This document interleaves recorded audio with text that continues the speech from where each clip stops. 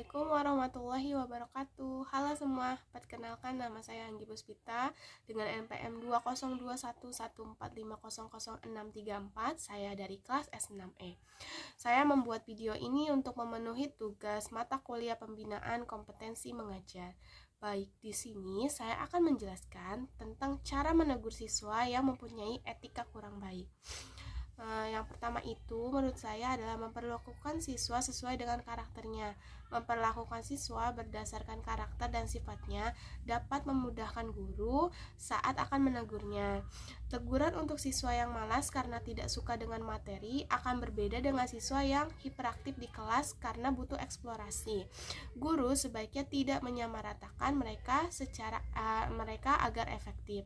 Contohnya itu, untuk anak yang malas dan etikanya kurang baik, sebaiknya menggunakan bahasa yang tidak kasar dan tidak menyinggungnya di tempat umum atau di depan banyak temannya.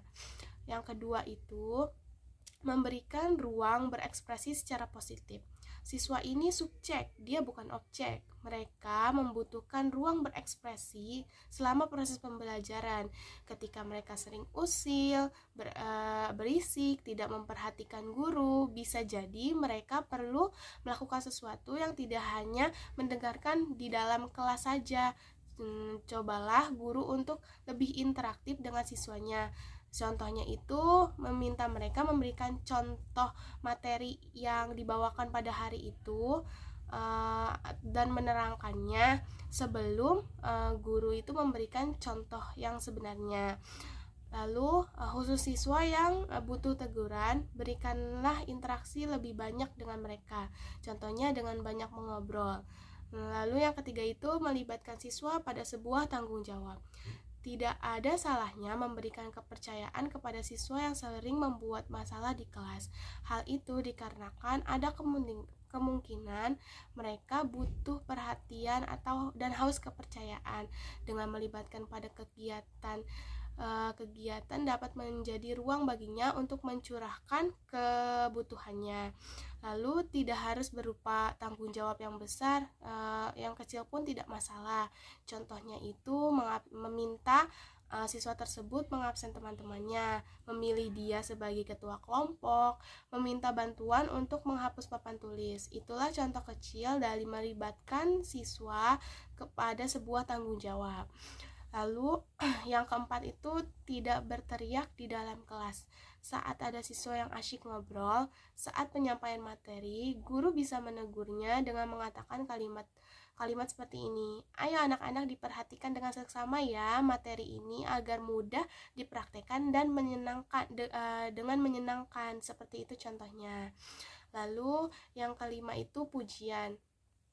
Dalam kondisi santai ketika mereka sopan atau dalam kondisi normal, kan tidak mungkin setiap hari anak tersebut membuat masalah di kelas. Biasanya guru itu memberikan perhatian kecil seperti berbicara seperti ini. Kamu tumben sekali tidak marah-marah hari ini. Gini terus bisa gak? Kan Miss jadi suka. Contohnya seperti itu, memberikan pujiannya. Lalu yang keenam itu ada tidak memberi label negatif. Label nakal yang diberikan guru kepada siswa dapat berdampak buruk. Mereka bukan merasa malu, justru akan semakin memberontak.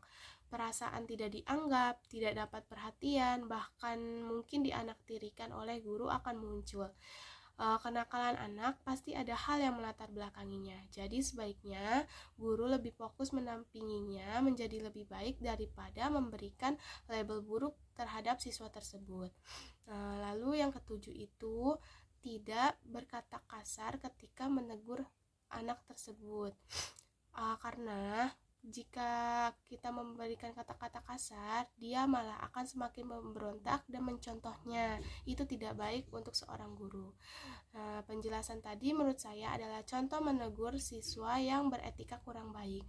Demikian, terima kasih. Wassalamualaikum warahmatullahi wabarakatuh.